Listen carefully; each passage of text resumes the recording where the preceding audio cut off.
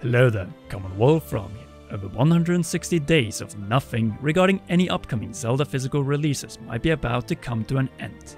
And though we are in the launch cycle of Splatoon 3, I believe we're about to finally enter what we have all been waiting for in 2022. A lot of Zelda news, but is it the right type of news? That is the question. So be sure to leave a like, subscribe and press the notification bell, and let's get into the even granted question. Are we getting a Zelda Direct? I guess the answer is sort of. And what do I mean by that? Well, if you're expecting new footage of the 20th Zelda game, then I would hype responsibly. Since yes, it has been well over 160 days since the delay and 7 fresh seconds of the sequel to The Legend of Zelda Breath of the Wild. But will the pain for it end there? It could be, but what Nintendo might mainly provide right now is not the main course, but rather a Zelda HD appetizer in 2022. You know, another distraction from the brand new game revealed 3 years ago. And it might be all because of new hardware, which might have pushed the game in the first place to spring 2023.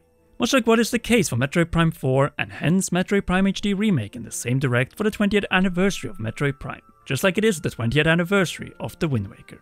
Metroid fans waiting for Metroid Prime 4 have been waiting for over 5 years, so let's remember it could always be worse. But dark humor aside, we should not accept more Zelda fillers after the Wind Waker HD and Twilight Princess HD before Breath of the Wild 2. And why am I saying this? As spring 2023 is more specific than 2022 ever was, and any delay beyond June 2023 will be a failure, and yes, we're getting scary close to a half year away from the beginning of spring 2023. And my biggest concern is that even after this so-called Zelda Direct, we still might be stuck with a placeholder and little to no new footage of the game in question. The simple reason for this is that the Wind Waker HD and Twilight Princess HD went from being solid Wii U to Switch Zelda remake ports in, say, next year 2023, to literally being filler for Breath of the Wild 2, all due to the delay.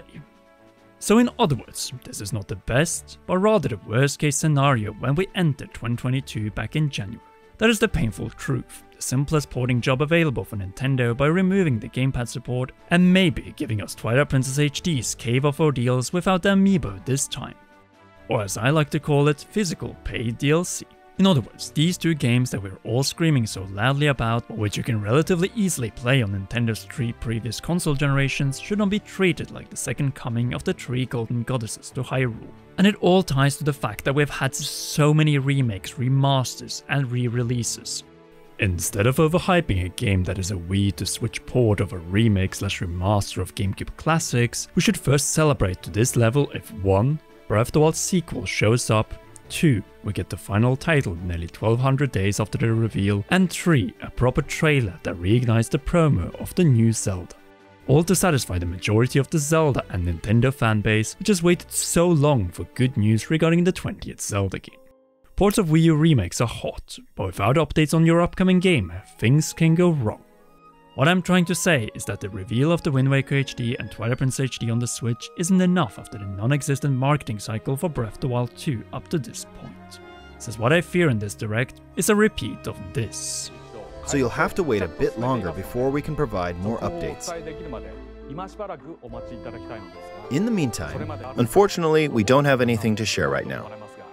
We apologize. Development is proceeding smoothly, and we should be able to bring you some new information this year. You expected new Breath of the Wild 2 footage, but here, have this instead. It gets all the third time and year in a row when you announce a new Zelda project and say that Breath of the Wild 2 is still under development. Though at the same time, it would be understandable as you want people to buy these 2 games first in 2022, and Breath of the Wild 2 would obviously serve as a distraction. But there's one way we all win, by adding something in these 2 ports of previous remakes remasters that transfers over to Breath of the Wild 2. Not only that, but also highlighting what this is in Breath of the Wild 2, since at this point in 2016 we already knew about the Wolfling companion transfer from Twilight Princess HD to Breath of the Wild. That is how you get people to buy all 3, and also not restricting the marketing of one thing over the other. Break the attitude of we cannot show this game because it will impact the sales of these games. Yes, we are waiting for Breath of the Wild 2, but that doesn't mean that we will not buy the Wind Waker HD and Twilight Princess HD if something worthwhile from the 2 games transfers over to Breath of the Wild 2, and we see that presented within that game this September. An incentive to buy all 3 Zelda games after giving us 0 incentives in Skyward Sword HD when it comes to digital transfers to Breath of the Wild 2. Anyway, we got that covered, and yes, I'm committed to my bet of not wearing my Champion Link tunic again until we see new footage of Breath of the Wild 2. Now, let's get over to the pricing of the 2 GameCube Zeldas, since there are really 2 options. bundled together or split up? That is the question, since if this is the first one, which I also hope it is, then the price cannot be over $80. Why am I saying this? Since these are ports of a remake and remaster that cost $60 each on the Wii U, and which should not cost $120 or $100 together in a bundle without significant upgrades. That is just my brutally honest take. But are these two games amazing? Absolutely, I love them, and they are both in my top 10 Zelda games of all time and will remain so even after Breath of the Wild 2 is out. But should they cost $60 each in 2022? No, unless they include substantial new non-Amiibo exclusive content, something that Zelda remakes have stopped to provide. As one of my biggest letdowns with Skyward Sword HD, despite all of the pacing improvements and other quality of life improvements, was the lack of any new in-game content. So my hope for these two games is that we simply get something new, like say a cutout dungeon or island, or maybe even the bonus boss fight against Armagoma that was seen in the Zelda Twilight Princess Wii U 2011 HD Tech demo. Something that will make us happy to pay a higher price again for one timeless and one aging classic. That and something that transfers over from these two games to Breath of the Wild 2. Combined, they are the key to $60 each in 2022. If they don't, then these two releases will face criticism and accusations of Nintendo greed for two ports that they barely had to do anything with, compared to the version that was already available on the Wii U, except for removing a key feature, the gamepad functionality, which was solid in both instances as it removed the need to pause, something that could be addressed with a quick wheel, or actually wait, these games already use the D-pad for something else. With that being said, I don't want people to hate these two releases because of Nintendo pricing strategies and outsourcing of all Zelda projects except for brand new Zelda games, which are a once in 6 years experience at this point. Something that hurts in that not that long ago we had a new Zelda game added to the timeline every 2 years or so, and by that I mean from 1998 to 2017, so nearly 20 years. Now we get one every 6 years, and everything between are games that are already in the timeline, or most likely uncanon because they're Hyrule Warriors, not the Legend of Zelda titles. And even though we are very excited for the potential reveal of the Wind Waker HD and Twilight Princess HD for the Nintendo Switch, I, along with most other Zelda tubers you watch, have played these two games at least 3 times at this point. And as much as we love these two games, there is a point where we've had enough of Twilight Princess' uber slow intro with 15 steps before you reach the first dungeon and are ready to move on to something new. And in this situation, I would have preferred a focused Breath of the Wild 2 information blowout this month, igniting the hype towards the release of the game. The reason behind this is that we want to be excited again for something we all haven't played, not distracted away from it. And you know full well, Nintendo, that a $60 plus $60 price for these two games and barely a mention of Breath of the Wild 2 will not fly well in September 2022.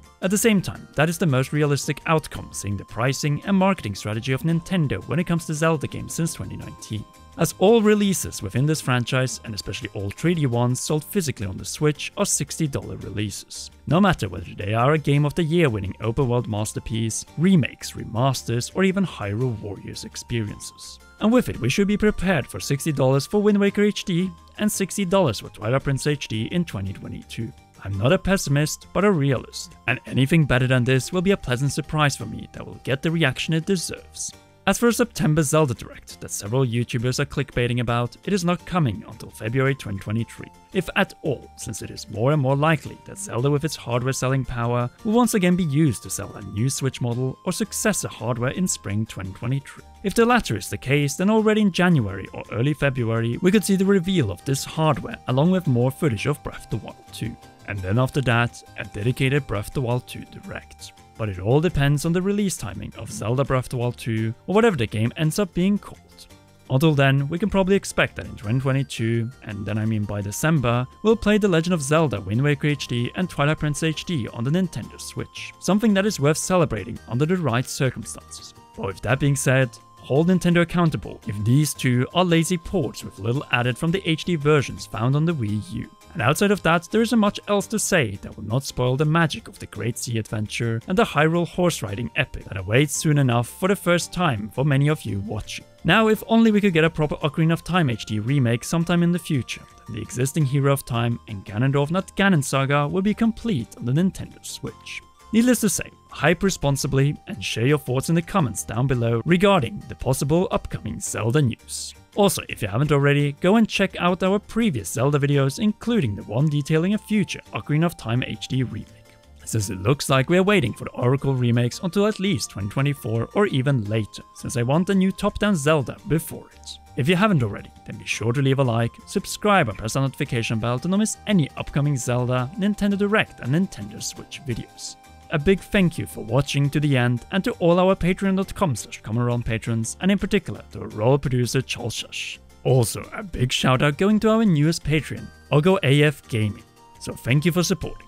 You rock, and please enjoy one or both of these two awesome videos.